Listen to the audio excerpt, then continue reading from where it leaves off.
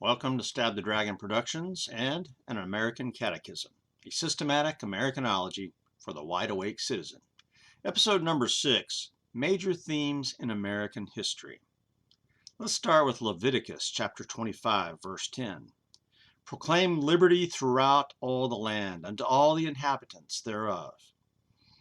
That reference to Leviticus 25:10 is inscribed on the Liberty Bell, hanging in Independence Hall, Philadelphia, Pennsylvania. Now, while I must confess, as a former pastor, that the hermeneutics of using this verse, intended for the Hebrews under Moses in the Sinai wilderness 4,000 years ago, to promote the political agenda of the American Revolution, is a bit strained. However, the broad idea does fit, and therefore the verse, as applied, is an excellent choice. Liberty and God's providence are the great overarching themes of America. But there are several supporting themes: economic opportunity, spreading the gospel, religious liberty, the growth of churches and missions, exploration and adventure, the clash and blending of races and cultures, the frontier experience, military conquest and empire, science and technology, arts and culture, decadence and hedonism. As we go through this American Catechism, I think we'll see each of these themes interact, blend, and contrast with each other in a myriad of ways. Let's look briefly at these themes to see where we're headed. Let's start with the Vikings and Leif Erikson.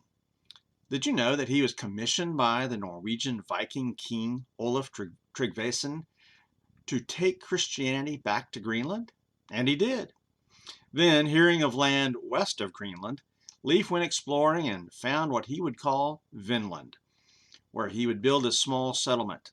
And the Vikings, while they had some violent encounters with the natives of Vinland, which is Newfoundland, Canada, and so they did not build a permanent colony, but the evidence suggests that the Vikings went there repeatedly over the centuries for wood, hunting, and other resources.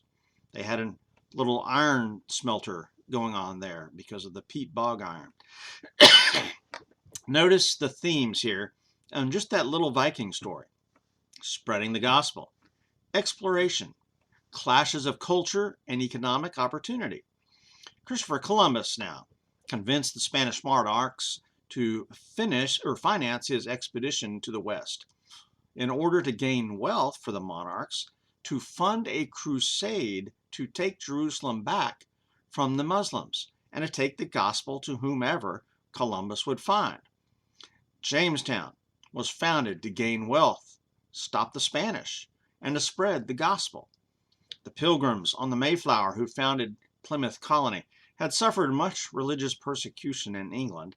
They had fled to the Netherlands and then decided to sail west to Virginia so they could worship Jesus in peace and establish a godly society. And I have not even mentioned the Beringians, the Polynesians, the conquistadors, the French, and the Russians. Yes, the Russians. All of these explorers and colonists had a mixed bag or a tapestry of motives. Some of the greatest stories and lessons from American history are the stories of exploration and adventure. As word of the great discoveries by Columbus, sailing for Spain, became publicized around Europe, other nations soon mounted their own expeditions. England sent out yet another Italian, Jean Cabot, who managed to land on Newfoundland about 15 miles from where Leif Erikson landed. Curious coincidence? Or maybe did the Greenland sagas of the Vikings communicate the ideas and location of this Vinland? Spain sent ship after ship with men who carried on the traditions of chivalry and crusading to explore and conquer the New World.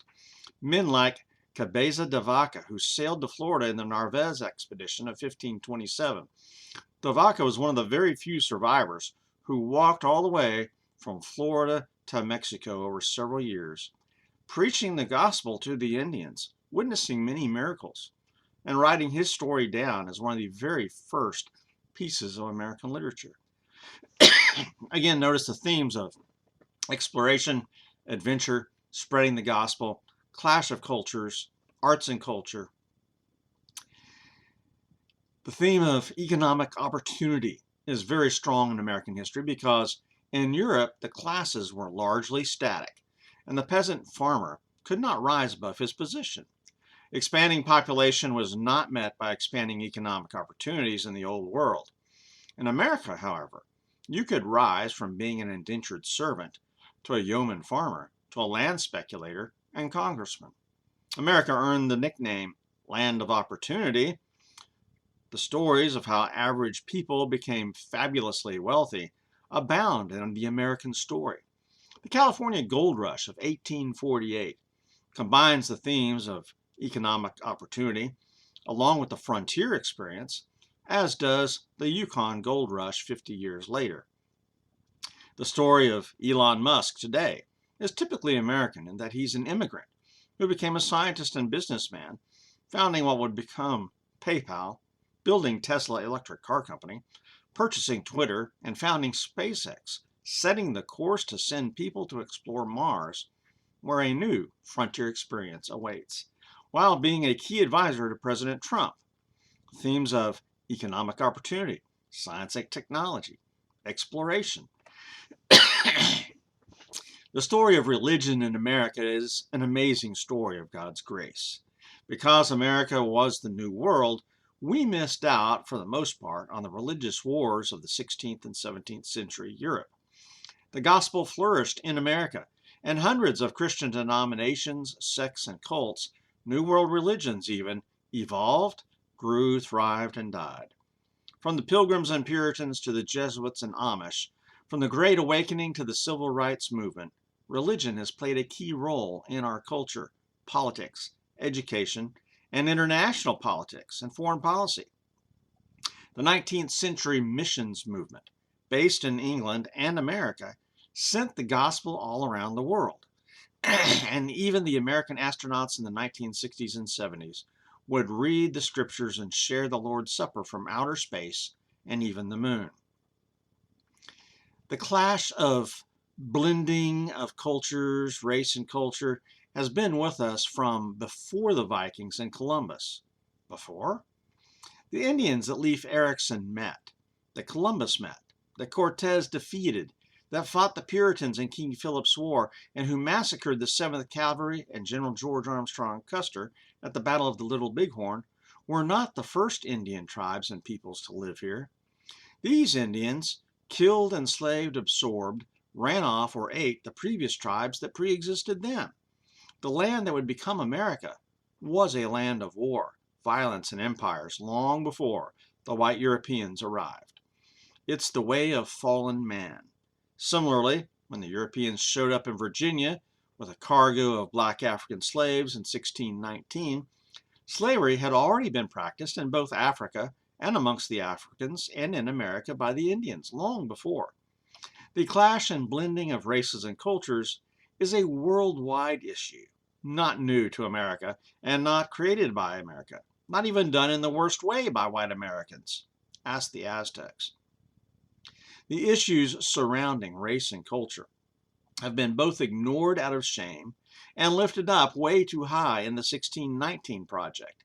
Extreme positions are what we need to wade through to find the truth in realistic terms. War and military campaigns have been almost a constant on American soil. While the tribal wars between the Indians have not been studied as much, tribal warfare was the reality long before white Europeans arrived. The conquests of the conquistadors were lopsided due to the technological advantages of the Spanish. But when the English colonists of New England were almost wiped out in King Philip's War, the technological differences did not make as much of a difference. In the French and Indian War, American colonists were involved in what was essentially a world war between the English and the French and other European nations that included zones of combat in Europe, North America, and Asia. The major theme of liberty combines with decadence and hedonism and winds its way throughout our history, beginning with the conquistadors, who were so far from Spanish control that they literally did whatever they wanted, and much cruelty and wickedness was unleashed. From the Mayflower Compact to the Declaration of Independence and the U.S. Constitution, the theme of liberty is proclaimed throughout the land. but with liberty comes responsibility. When decadence and licentiousness take over, as the restraints of religion, law, and morality are set aside, you get the extremes of the late 20th and early 21st century, with gay pride parades and drag shows for small children at public libraries. The study of American history is not just assembling a bunch of facts in chronological order, dates, names, and places. It's understanding the providence of God, working through the sinfulness and creativity of man to take dominion over the world. It includes faith that God knows what he's doing and that he is working all things out for the furtherance of the gospel and for the glory of God alone. All of these supporting themes reveal the grace of God as well as the depravity of man, and demonstrate that we are created in the image of God. Right and wrong, truth and error, good and evil are revealed in the pages of history. And this is why I love to study American history and why I'm making this American Catechism.